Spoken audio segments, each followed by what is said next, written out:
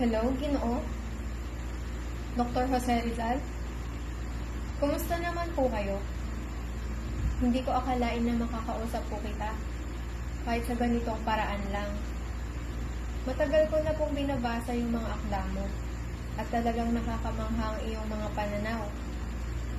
Gusto ko po sanang itanong sa iyo ang ilang bagay tungkol sa edukasyon, na malaki ang naging papel sa paghubog ng mga ideya tungkol dito.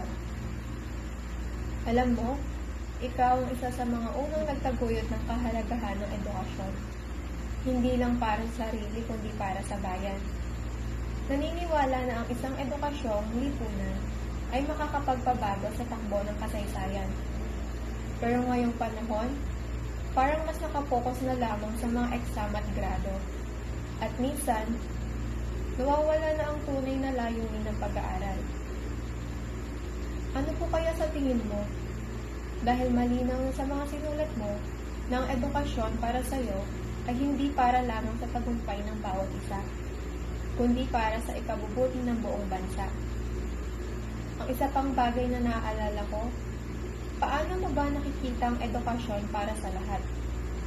Noong panahon mo, kakaunti lang ang may akses sa edukasyon, at labis mo ipinaglaban ang karapatan ng mga Pilipino na makapag-aral, pati na rin ang edukasyon para sa mga kababaihan.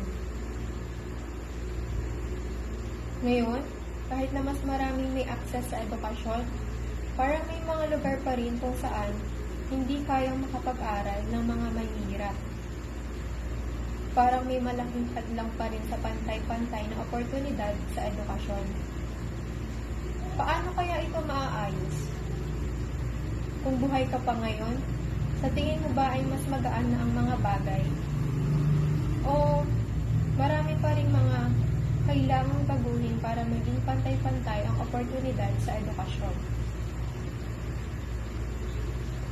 Ano kaya ang masasabi mo tungkol sa teknolohiya sa edukasyon ngayon?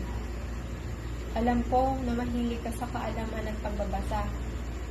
Pero kung nakita mo ang teknolohiya ngayon, paano mo kaya ito paggamitin para mapalawak pa ang edukasyon? Naniniwala ka sa kombinasyon ng agham at sining.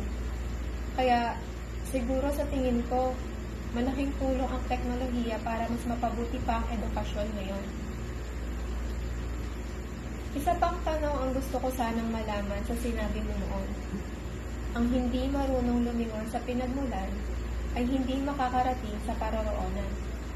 Para sa akin, napakahalaga ng kasabihan na ito, lalo na sa edukasyon. Paano kaya natin mapapahalagahan ang ating kasaysayan at kultura habang patuloy tayong umuunlad sa edukasyon? Paano natin mapapangalagaan ang balanse ng makabago at tradisyonal na paraan ng pagkatuto? Dr. Rizal, talagang malaki ang naging epekto ng mga ideya mo tungkol sa edukasyon. Naniniwala ka na ang edukasyon ay isang makapangyarihang kasangkapan hindi lang para sa individual, kundi para sa buong bayan. Kung narito ka man lang ngayon, ano kaya masasabi mo sa kalagayan ng edukasyon ngayon? Tama ba ang direksyon na tinatahak namin? O may mga bagay pang kailangang baguhin upang gawing mas makatarungan at makatawid sa progresyo ang edukasyon? O siya, Ginoo, maraming salamat sa oras mo. Ang mga turo mo ay patuloy na nagbibigay inspirasyon sa amin. Salamat sa iyong mga ideya na patuloy na nagpapaalala sa amin kung gaano kahalaga ang edukasyon sa pagbuo ng mas maganda at makatarungang mundo.